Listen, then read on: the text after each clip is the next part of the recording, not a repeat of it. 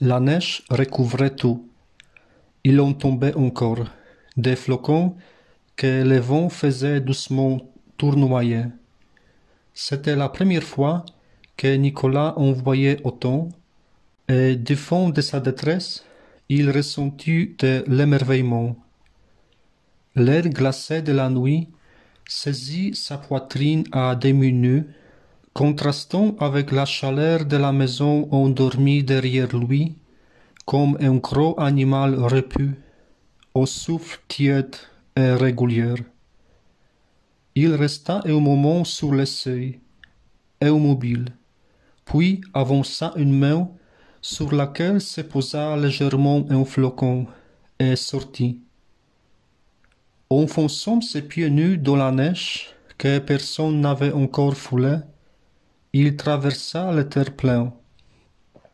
L'autocar aussi avait l'air d'un animal endormi, le petit du chalet, serré contre son flanc, dormant les yeux ouverts de ses gros phares éteints. Nicolas les dépassa, longea le chemin jusqu'à la route, couverte de neige aussi.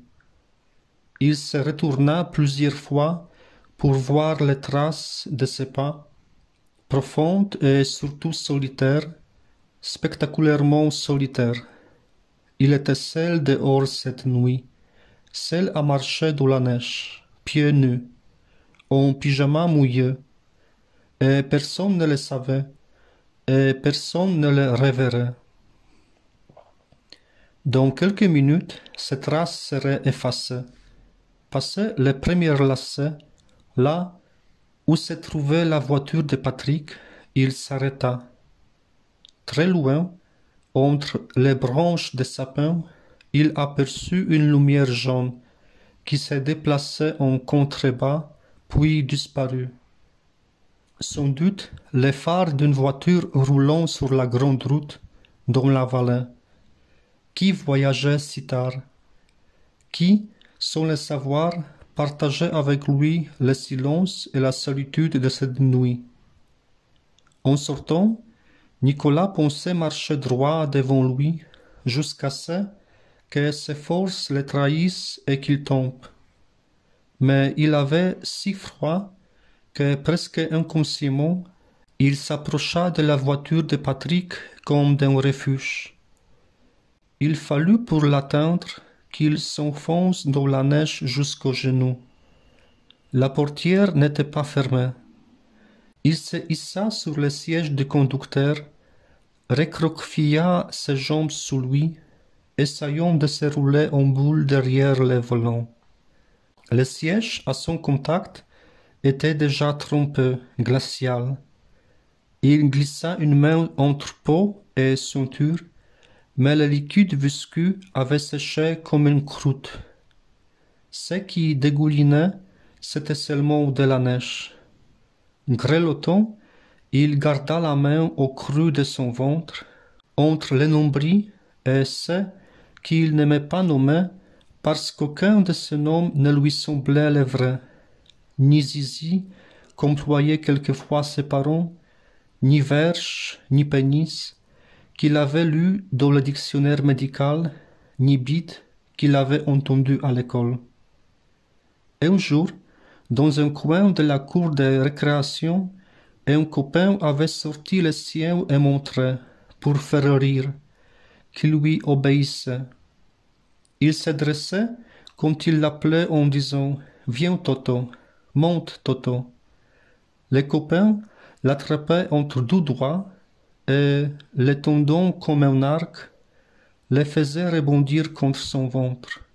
Cela devait avoir un nom, pourtant un vrai nom, qu'il connaîtrait plus tard. Nicolas se rappela l'histoire de la petite sirène qui avait été avec Pinocchio un des deux livres préférés de son enfance. Il y avait un moment qui lui faisait un effet étrange, comme la petite sirène, amoureuse du prince qu'elle a entrevu dans la tempête, rêve de devenir humaine afin de s'en faire aimer, et pour cela recourt au sortilège de la sorcière. La sorcière lui donne un breuvage qui lui fera pousser des jambes à la place de sa queue de poisson et en échange lui prend sa voix. Il faudra qu'elle se fasse aimer muette, et si elle échoue, si au bout de 3 jours le prince ne lui a pas déclaré son amour, elle mourra. Le moment préféré de Nicolas, c'était la nuit qu'elle passait seule sur la plage après avoir bu le breuvage. Elle s'était allongée dans le sable, sa queue de poisson recouverte de feuilles, et elle attendait au bord de la mer, sous les étoiles brillantes et lointaines, que s'opère la métamorphose. Dans le livre de Nicolas figurait un dessin la montrant à ce moment, avec les longs cheveux blancs dissimulant ses seins, et les écailles qui commençaient juste au-dessus du nombril. Le dessin n'était pas très beau, mais on devinait l'incroyable douceur de son ventre au-dessus de la queue des poissons. Pendant la nuit, la petite sirène avait mal. Elle n'osait pas regarder sous les feuilles, là où ce qui était encore elle combattait ce qui serait bientôt elle. Elle avait mal, très mal. Elle gémissait doucement, redoutant d'attirer les pêcheurs qui, plus loin sur la plage, bavardaient devant leur feu en préparant des filets. Très bas, pour elle seule, elle essayait de chanter, afin d'entendre une dernière fois sa propre voix. Venait l'aube, et elle sentait bien que le combat avait pris fin, le sortilège accomplit son œuvre.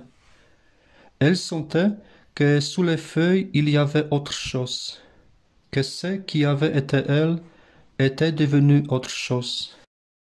Elle avait peur, son âme était atrocement triste.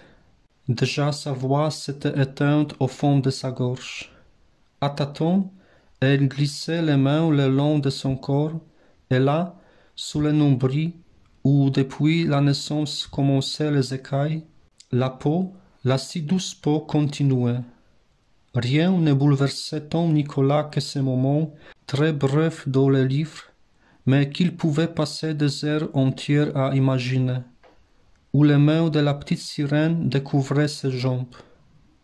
Couché en chien de fusil, les couvertures remontaient haut, il jouait avant de s'endormir à être la petite sirène et de ses propres mains parcourait ses cuisses, la peau douce de l'intérieur des cuisses, si douce que l'illusion était possible, qu'il pouvait croire toucher celle de la petite sirène, les mollets, les chevilles, les si fines et gracieuses chevilles de la petite sirène, et de nouveau, comme aimanté, il remontait, la petite sirène et lui, à l'intérieur des cuisses où les mains avaient chaud.